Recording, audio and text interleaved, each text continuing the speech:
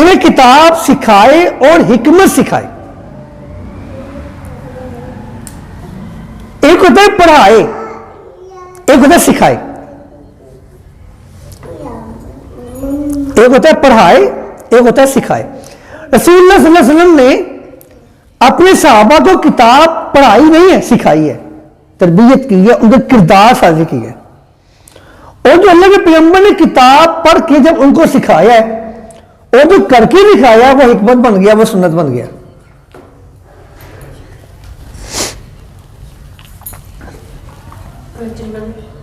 جی بیٹے.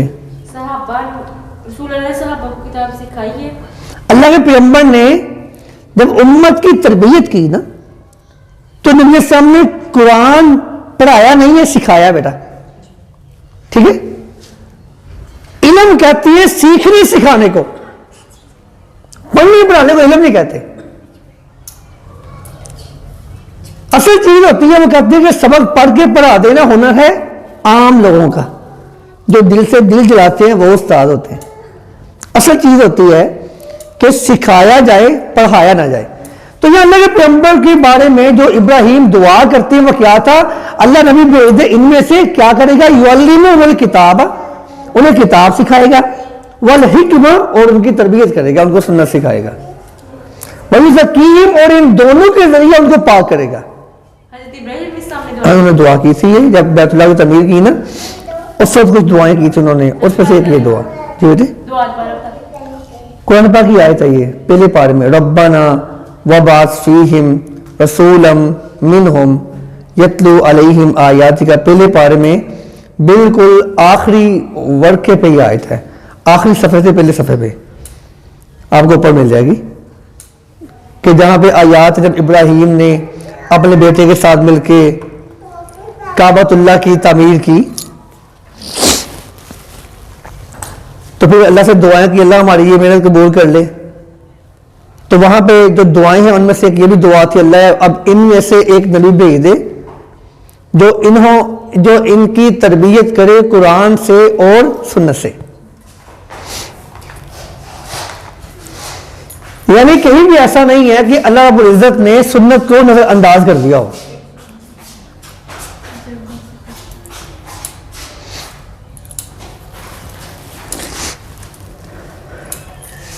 ہم کیونکہ کچھ چیزیں کچھ اسباق سے پڑھ چکے ہیں، اس لیے ہم کوشش کریں گے کہ جو ہم پڑھ چکے ہیں ان کو ہم صرف گزار لیں ایک مرتبہ، اور جنہوں نے ہم ویڈیو کے ذریعے ایسے اس کو پبلک بھی کریں گے انشاءاللہ تاکہ ان تک یہ پیغام پہنچے. سنت کے بغیر انسان کا دین مکمل نہیں ہوتا بیٹے. اس کی اہمیت کا اندازہ آپ یہاں سے لگا لیں کہ قرآن مقدس نے علم دیا کہ یہ کام کرنا ہے، احکام دے دیے ہیں، منع کر دیا ہے، جو کام کرنے کے احکامات بتائے ہیں ان کا طریقہ نہیں بتایا. میں آپ کو پہلے بتا چکا ہوں، جیسا کہ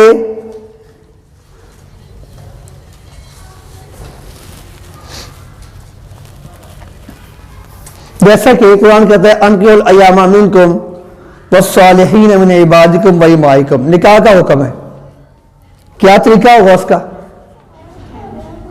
یہ قرآن نے نہیں بتایا. قرآن کہتا ہے کہ اقیموا الصلاۃ، نماز قائم کرو، کس طرح کرنی ہے قرآن نے نہیں بتایا.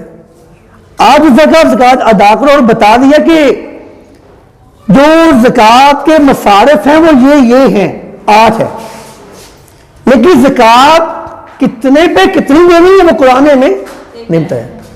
قرآن نے کہا ان عدت الشہور عند اللہ 12 شہرا فی کتاب اللہ، اللہ کے نزدیک 12 مہینے ہیں، ان 12 مہینوں کا قرآن میں نام نہیں ہے. بہت سارے ایسے معاملات ہیں، احکامات ہیں.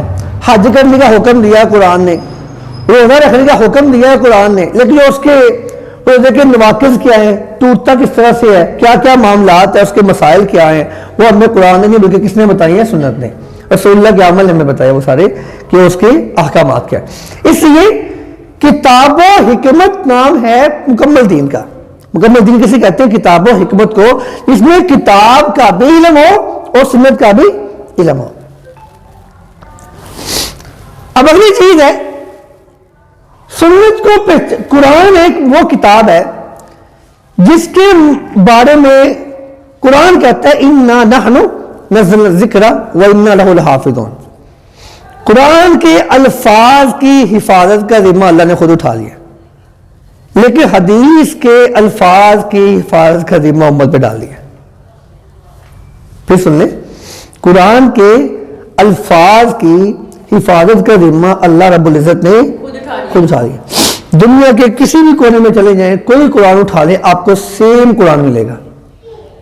جن لوگوں نے تبدیلیاں کرنے کی کوشش کی ہیں وہ ناکام ہو گئے، وہ ذلیل ہو گئے، رسوا ہو گئے، کبھی وہ کامیاب نہیں ہو گئے. مثلا بہت سارے ایسے معاملات ہیں، قادیانیوں نے بہت ساری اس میں تعریف کرنے کی کوشش کی ہے، یہود نے کوشش کی ہے، نصارہ نے کوشش کی ہے، لیکن وہ کامیاب نہیں ہو سکے کہ قرآن کو ترمیم کر کے تحریف کر کے دنیا میں پھیلا سکے.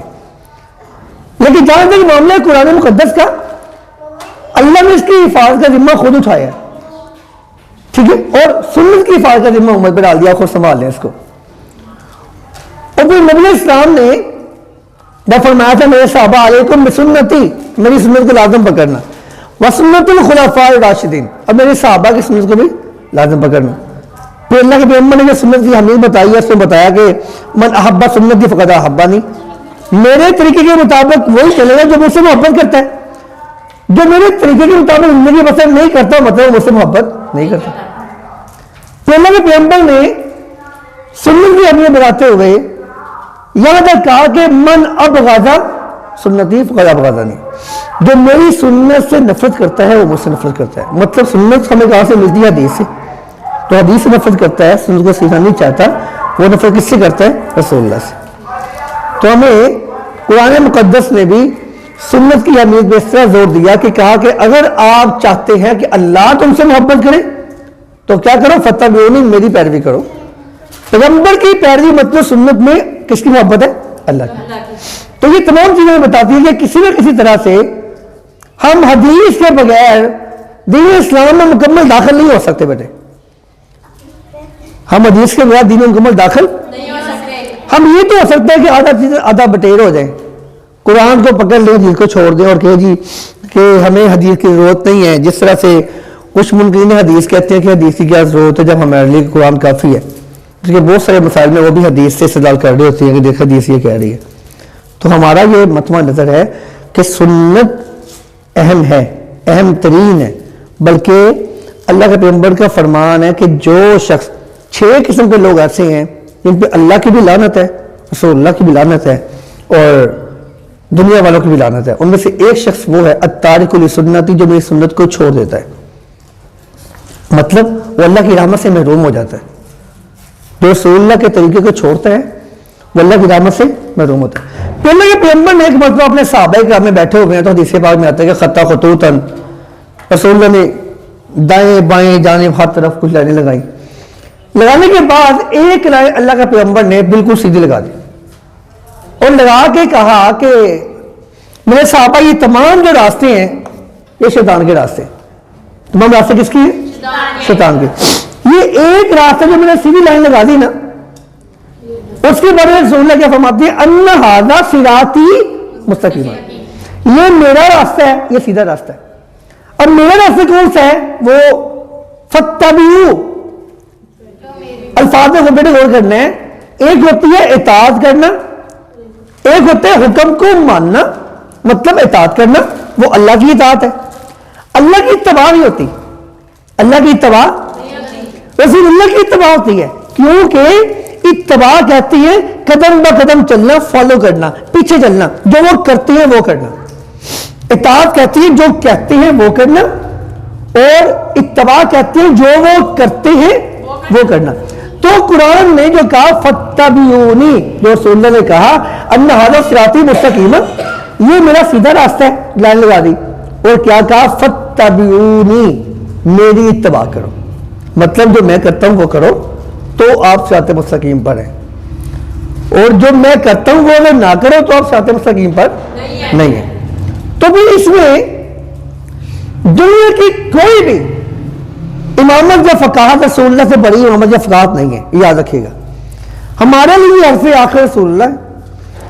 اہل علم سے علم سیکھیں، سوالات کریں، جانیں، لیکن جاننا کیا ہے؟ وہ جو ان تک رسول اللہ کا پیغام پہنچا ہے. کہ ان تک رسول اللہ کا پیغام پہنچا ہے. ہمارے لیے اہم اللہ ہے، رسول اللہ ہے، صحابہ کی شخصیات ہیں.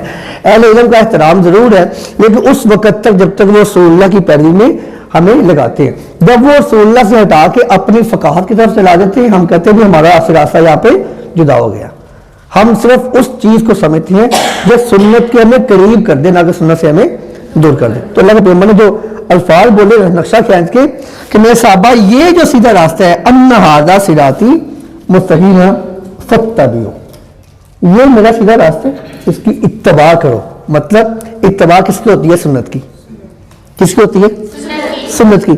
تو اس لیے ہمارے لیے اہم ہے قرآن بھی اور سنت بھی. اہم ہے قرآن بھی اور سنت. اور صحابہ کرام نے کر کے دکھایا. صحابہ کرام نے کر کے دکھایا. کوئی صحابی ایسا نہیں جو سنت کا تابع ہو. پتہ چل جائے کہ اللہ کے پیغمبر نے یہ کام کیا ہے فوری، حتیٰ کہ پتہ چل جائے یہاں بیٹھے تھے صحابی وہاں بیٹھ جاتا ہے. پتہ چلا اللہ کے پیغمبر یہاں سے پانی پیا تھا، وہ صرف رسول اللہ کی محبت میں پانی پی رہا ہے. اتباع کی ہے جہاں تک کر سکے صحابہ کرام. اس سنت کو پہچاننے کے لیے حدیث کا علم ہونا ضروری ہے. اس سنت کو جاننے کے لیے، سمجھنے کے لیے حدیث کا علم ہونا بیٹا ضروری ہے. اور حدیث کا علم اس طرح سے کہ ذخیرہ حدیث میں، جیسے کہ میں نے بھی کہا کہ قرآن کی حفاظت کا ذمہ کس نے اٹھا لیا؟ اللہ نے. لیکن حدیث کا ذمہ نہیں اٹھایا. ایسی حدیث کی حفاظت کا ذمہ اللہ نے خود نہیں اٹھایا. اس لیے اس میں حدیث کو رد اور مقبول کے اعتبار سے جاننے پہچاننے کے لیے اہل علم نے کچھ قواعد بنا دیے کہ ہم دیکھیں گے یہ حدیث ہم تک کس طرح سے پہنچتی ہے. اور حدیث کو پہچاننے کے جو قواعد بنائے گئے ہیں وہ بھی اہل علم نے بہت سوچ و وچار کے بعد بنائے ہیں، اور واقعتاً وہ مستند قواعد ہے. تو ہمیں کوئی شخص کے کہتے یہ کام کرو تو ہم کہتے جی ہمیں دکھاؤ کہ اللہ نے کہا یا رسول اللہ نے کہا. قرآن نے کہا ہم نے مان لیا، رسول اللہ نے کہا ہم نے مان لیا، لیکن اس وقت تک ہم دیکھیں گے اس حدیث کی سند کیسی ہے. قرآن کی سند کی ضرورت یہ قرآن وہ متواتر ہے جو ہر دور میں 4 نہیں بلکہ ہزاروں لوگ اس کی حافظ ہیں. ایسے ہی نا، یہ تواتر سے چلتا آ رہا ہے. ہر دور میں اس کے ہزاروں افراد موجود ہیں اور کہیں اس کا شبہ ہی نہیں ملتا ہمیں. کہ ایک بندے نے کتاب لکھی، اس نے کہا کہ میں نے ایک تورات لکھی اور میں نے ایک بندے کو دی، میں نے کہا اس میں نا کوئی غلطیاں نکال دو. کہتا میں نے اس سے واپس لی، اس نے کہا بالکل ٹھیک ہے جانے دے، حالانکہ اس میں زیادہ غلطیاں تھیں. کہتا میں نے انجیل لی، وہ بھی دی، تو وہاں بھی وہ مجھے خاطر کھا کر جواب نہیں دے سکے. کہا جی اوکے ہے، چھپوا دیا اس کو. کہتا میں نے قرآن لیا، قرآن لے کے جب میں نے ان کے پاس گیا نا، میں نے کہا کہ یہ قرآن ہے تو اس کو آپ سب پڑھیں، آپ مطالعہ کریں اس کا، کوئی غلطی ہے تو مجھے بتانا، میں اس کو چھپوانا ہے.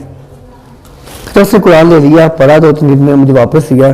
تو وہ باقی سب ٹھیک ہے، یہاں پہ نا ایک زیر ہے، زبر آنا تھا، اس کو ٹھیک ہے والے. کبھی میں اس وقت سمجھ گیا کہ قرآن واحد کتاب ہے جس کی حفاظت سے اللہ نے خود اٹھایا ہوا ہے کہ ایک زبر زیر کی بھی غلطی وہ برداشت نہیں کر رہا.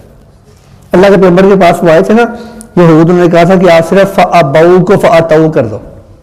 سنا واقعہ آپ نے یہ سنا؟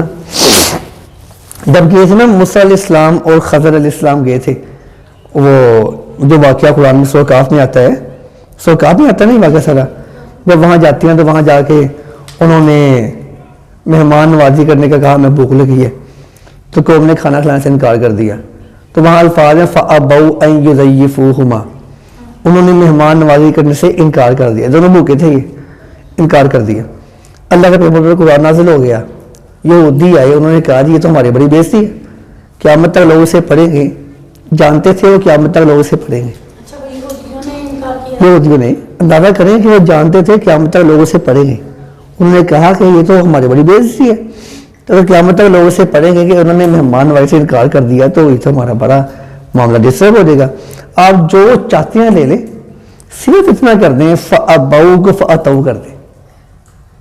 صرف پا کو تا کرنے سے کیا ہونا تھا؟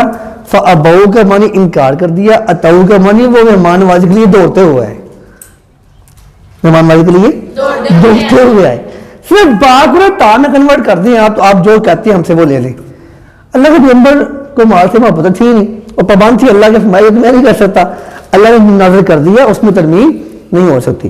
تو معاملہ یہ ہے حدیث پاک کو جاننے اور پہچاننے کے جو اصول مرتب کیے گئے ہیں محدثین کی جانب سے، ہم ان اصولوں کو سرسری سے جائزہ لیں گے، پڑھیں گے، سیکھیں گے، اس کے بعد انشاءاللہ ہم کوشش کریں گے ہم احادیث کو بھی ان اصولوں کے اوپر پرکھنا شروع کریں، تاکہ ہمیں اندازہ ہو کہ ہم کوشش کریں گے ساتھ ساتھ احادیث بھی ڈسکس کریں گے اس کے اوپر.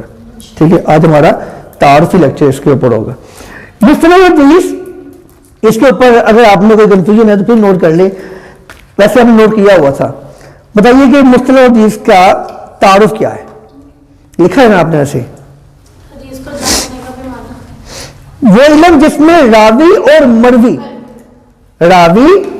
اور مروی کو قبول اور رد کرنے کے لحاظ سے علم جانا جاتا ہے. وہ علم، کوئی بات نہیں، وہ علم جس میں راوی اور مروی، مطلب ایک بندہ روایت کرنے والا ہے، اس کا بیک گراؤنڈ کیسا ہے، اور جو روایت کی جا رہی ہے اس کی سند کیا ہے، وہ چیز کیا ہے. ٹھیک ہے، وہ قرآن سے مستعلم تو نہیں ہے، وہ کسی صحیح ترین حدیث سے مستعلم تو نہیں ہے وغیرہ. تو یہاں پہ ایک بات یاد رکھیے گا، قرآن اور حدیث آپس میں مطابقت رکھتے ہیں، ان میں آپس میں تصادم نہیں ہے. تصادم نہیں ہے. بعض جگہ پہ قرآن مقدس کی ایک آیت دوسری آیت کے ساتھ بظاہر یوں لگتا ہے جیسے آپس میں ان کا تصادم ہے، بلکہ آپس میں تصادم نہیں ہوتا، بس اتنا ہوتا ہے ہمارے سمجھنے میں تصادم آ رہا ہوتا ہے، قرآن میں تصادم نہیں ہے. اور قرآن اور حدیث میں آپس میں مطابقت ہے، قرآن اور سنت میں، قرآن اور صحیح حدیث میں آپس میں مطابقت ہے، تصادم نہیں ہے. صرف فرق تب آئے گا جب ہماری سمجھنے کا پیمانہ وہاں تک پہنچے گا. ایسا نہیں ہوتا. میں چند دن پہلے کہیں بیٹھا ہوا تھا تو ایک بندہ بیٹھا ہوا تھا میرے پاس، اس نے دیکھنے میں مجھے تو وہ لگ ہی رہا تھا جیسے وہ بے دین سا ہے، بڑا دھاریہ سا ہے، بڑا عجیب سا ہے. یہ 3-4 دن پہلے کی بات چیت شروع ہوگی، وہاں پہ کوئی مسائل پوچھے انہوں نے، میں بات کر رہا تھا. مجھے کہتے ہیں جو لوگ روڈ بلاک کر کے چیزیں بیچتے ہیں ان کی کمائی حلال ہے یا حرام ہے؟ میں نے کہا کہ حرام تو نہیں کہہ سکتے ان کی کمائی کو، بتا گناہ گار ہوں گے. کہتے نہیں، میں اس کو حرام سمجھتا ہوں. میں کہا تم کس دلیل پہ کھڑے ہو کہ تم اسے حرام سمجھتے ہو؟ حلال اور حرام کا معاملہ میرے دل کا معاملہ نہیں ہے کہ میں سمجھتا ہوں تو حرام ہے، میں سمجھتا ہوں تو حلال ہے، ایسا نہیں ہے. حرام اور حلال اس وقت تک نہیں ہوتا جب تک واضح نص نہ ہو، نص قطعی جسے کہتے ہیں، یعنی قرآن اور صحیح حدیث، قرآن اور جس میں قرآن کے اللہ نے چیز آپ پہ حرام کر دی ہے وہ حرام ہے، حدیث کہتے ہیں اللہ نے تم پہ یہ چیز حرام کر دی وہ حرام ہے. اس کے علاوہ میرا دل یہ کہتا ہے اس پہ چیزیں حلال حرام نہیں ہوتی. تو ہم نے یہ دیکھنا ہے کہ مصطلح الحدیث وہ علم ہے جس میں راوی اور مروی کو قبول اور رد کے لحاظ سے جان جاتا ہے. راوی کو بھی جاننا ہے اور راوی جو روایت کر رہا ہے اسے کہتے ہیں مروی، اس کو بھی جاننا ہے. اس کو قبول کب کیا جاتا ہے اور اس کو کن بنیاد پہ، کس کس بنیاد پہ حدیث کو رد کیا جا سکتا ہے، اسے مصطلح الحدیث کا علم کہتے ہیں. اور مصطلح الحدیث کا فائدہ یہ ہوتا ہے ہمیں حدیث کو مقبول اور رد کرنے کا علم حاصل ہوتا ہے. ہم نے لکھا تھا، ہم نے پڑھ لیا تھا. میرا خیال آج اتنا کافی ہے کہ چلیے آگے. کافی ہے اتنا؟ اچھا، جو میں نے آپ کو سنت کی اہمیت بتائی ہے